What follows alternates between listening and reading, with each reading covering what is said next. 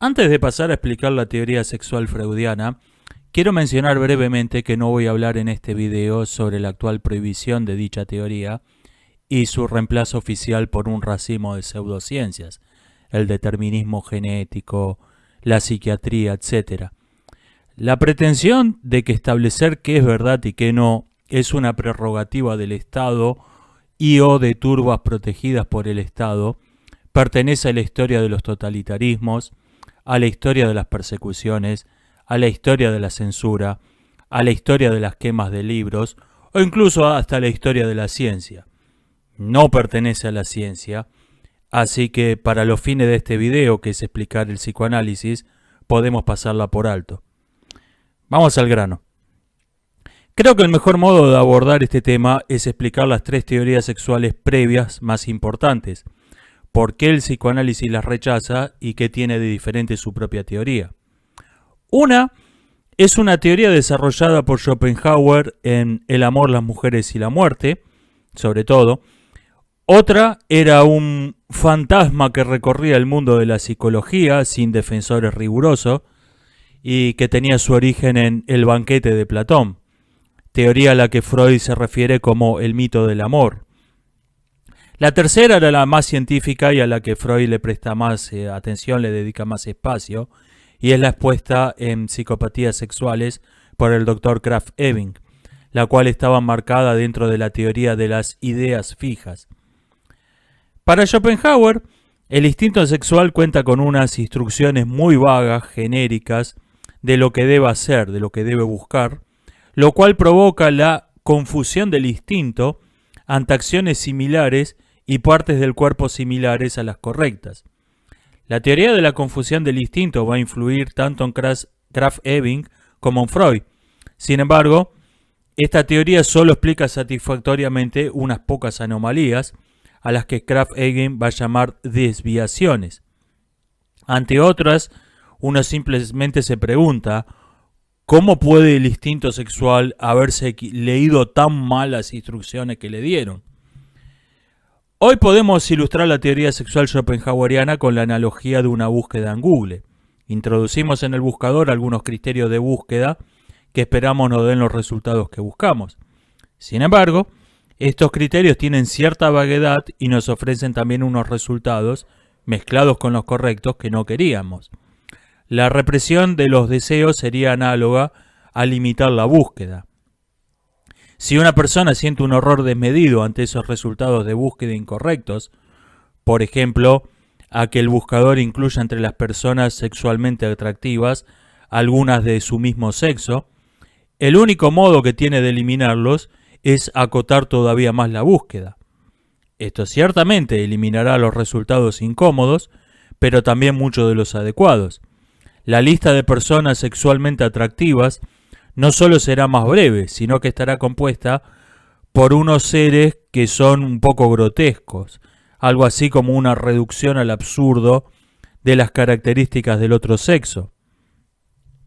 El mito del amor establece una predisposición natural a sentirse atraído por un sexo o por el otro. Esta teoría explica todavía menos que la de la confusión del instinto, dado que ni siquiera abarca algunas de las desviaciones que la teoría de la confusión del instinto sí explicaba. Más aún, ni siquiera explica satisfactoriamente la única que se proponía explicar, dado que asume que en las personas existe una atracción de todo o nada hacia un sexo o hacia el otro, lo cual no es el caso. El mito del amor sería análogo a hacer una búsqueda en Google con los criterios erróneos. A uno le instalaron por error los criterios de búsqueda propios del otro sexo. Pero, si este fuese el caso, la persona atraída por su propio sexo debería sentirse atraída, dentro de las personas de su mismo sexo, por las mismas personas que encuentran atractivas la mayoría de las personas del otro sexo. En cambio, lo usual es que se sienta atraída por las personas que más se parecen a las del otro sexo, especialmente por las de corta edad, cuando el aspecto de ambos sexos es todavía muy parecido. Cuesta distinguir a los varones de las mujeres. Tal persona no parece tener la búsqueda incorrecta, parece haber hecho la misma búsqueda que todos, solo que por algún extraño motivo descartó los resultados correctos y se quedó solo con los erróneos. La teoría sexual de Krafft-Ebing era la más seria. Esta establece dos aspectos del instinto sexual: el objeto de deseo y la vía de satisfacción. La enfermedad mental sexual, por tanto, puede serlo respecto del objeto, desviación, o respecto de la vía de satisfacción, perversión. La teoría de Krafft-Ebing explica mucho más que las otras dos, y comprensiblemente pasaron varias décadas hasta que alguien se diera cuenta que no lo explicaba todo, que contenía anomalías que eran insalvables. El punto más flojo de esta teoría son sus explicaciones ad hoc para cada desviación o perversión específica, algunas de las cuales son involuntariamente cómicas. Krafft-Ebing también acuñó la mayor parte de la terminología sexual en uso actualmente, y otros términos suyos no prosperaron, y algunos que sí quedaron, pero cambiaron su sentido. De hecho, la mayoría cambiaron su sentido. Se conservó la palabra, no la explicación dada al concepto. Vemos que estas tres teorías tienen todas rasgos comunes. Uno, presuponen un instinto sexual único, que tenemos en nosotros algo que se llama el instinto sexual. Dos, presuponen que el espectro de las perversiones es menos amplio de lo que es realmente. Tres, aunque lo explican todo mediante la confusión del instinto, esta confusión a su vez no es explicada. Para el psicoanálisis, el mal llamado instinto sexual es un cúmulo de instintos que existen en nosotros desde edad muy temprana.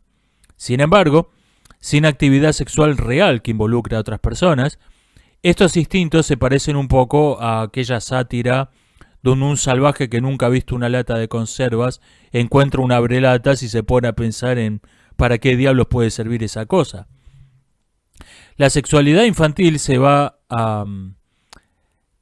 En la sexualidad infantil se van a destacar tres rasgos centrales: el complejo de Edipo, o rivalidad con el padre por la posesión de la madre. Estoy hablando del Edipo masculino, tema que voy a abordar en detalle al hablar de Melanie Klein, acá solo lo menciono. La fijación de los instintos parciales y las teorías sexuales infantiles con las que el niño intenta comprender el misterio del sexo. La adecuación a la realidad de la vida sexual del adulto obliga al sujeto a reprimir sus instintos sexuales parciales. Esto genera un perpetuo estado de malestar dentro de la cultura. Si el sujeto es astuto, negociará con sus instintos parciales esta sumisión. Ok, mientras el instinto genital sea el principal y satisfaga sus objetivos, todo lo demás van a lograr su satisfacción también. Esta solución no convence del todo, hablando en sentido metafórico, a los subinstintos parciales, a los instintos subordinados, que están en un estado de perpetua semi-rebeldía. Y también existen subinstintos fijados en una edad muy temprana, en una edad infantil muy temprana, que están tan apartados del fin normal de la sexualidad que deben ser excluidos por completo del instinto sexual. El instinto sexual, entonces, no es un reino único, como creyeron los psicólogos pre-psicoanalíticos. Es una confederación mal llevada, con un instinto hegemónico débil y discutido, y bandoleros que se negaron a formar parte de la misma, que siguen dando vueltas por ahí. Esto, considerado en sí mismo, es una desgracia, pero es una bendición para el investigador. Si el instinto sexual fuese un reino de cuentos de hadas, nunca podríamos saber qué ocurre ahí adentro. Parafraseando a Platón, los instintos felices no tienen historia. Podemos entender qué ocurre dentro del instinto sexual, cómo se forma el instinto sexual y eventualmente cómo se disgrega, cómo se disuelve, gracias a sus peleas, rebeliones y eventualmente sublevaciones de los instintos parciales. El primer paso en este análisis fue separar los instintos sexuales de los instintos no sexuales, supervivencia, hambre, etc., que se agruparon todos en una bolsa de gatos con el nombre provisorio de instintos del yo. Freud pensaba que en un estado más avanzado de la investigación, estos instintos del yo se iban a revelar también, y en contra de la primera impresión, como instintos sexuales, por lo que su estudio podía esperar, debía empezar por los instintos sexuales. Alerta de spoilers, esto no ocurrió. Freud notó una semejanza imposible de negar entre las teorías sexuales infantiles, las fantasías neuróticas y las prácticas de los perversos, por lo que era razonable suponer que éstas derivaban de algún modo de aquellas. La neurosis sería la regresión de un instinto sexual parcial a su etapa pregenital propia de la sexualidad infantil. La perversión sería el rechazo abierto del instinto genital y la subordinación de los instintos parciales a un instinto inadecuado. Siguiendo nuestra analogía política, podemos comparar estas dos rebeliones a una huelga y a una sedición respectivamente. A estas rebeliones se suman de modo casi invariable los instintos bandoleros, los instintos que no habían podido ser abarcados por el instinto sexual. La existencia de estos instintos bandoleros fue lo que llevó al abandono de la teoría sexual de Krafft-Ebing. ¿Cómo podían ser prácticas que no tienen ni el fin ni el objeto normal del instinto sexual ser una desviación de este? No tenía sentido. El concepto de perversión ha sido uno de los más problemáticos dentro de la teoría psicoanalítica. Esto se debe en parte a que es pre-psicoanalítico y la nueva teoría simplemente lo redefinió y buscó encontrarle un lugar dentro de su propio sistema. Para Freud, la perversión es el negativo de la neurosis y el perverso hace lo que el neurótico fantasea. ¿Cómo deben interpretarse estas definiciones? Hay opiniones para todos los gustos. Algunos rechazan la distinción y definen la perversión simplemente como neurosis sexual. La interpretación que yo personalmente considero la correcta es la definición de la perversión como la inversión del funcionamiento normal del mecanismo de la represión. Es decir, se reprimen los deseos y pensamientos normales a la vez que los anormales se vuelven imperativos para el sujeto. Un hecho real ilustra esto de modo especialmente claro. Una niña de 12 años fue secuestrada por un violador y asesino serial y rescatada 2 meses después. Contó que, durante su cautiverio, tenía un televisor en su celda, pero que su secuestrador había usado la aplicación del control parental para bloquear todos los canales, excepto los pornográficos. Este uso perverso del mecanismo del control parental es, en cierto sentido, normal. No funciona de modo distinto que el uso ordinario de esa aplicación. El criminal no tuvo que modificar su control remoto, si lo usó una aplicación que ya existe.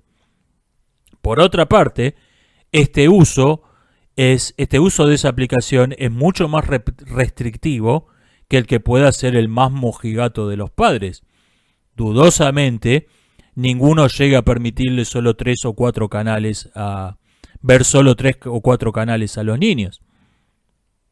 El mito psicológico popular del libertino se basa en ver los canales permitidos y no los bloqueados.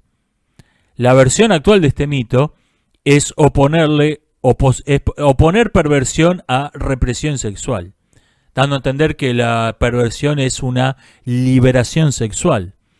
Esto no solo es falso, es casi una inversión de 180 grados de la verdad.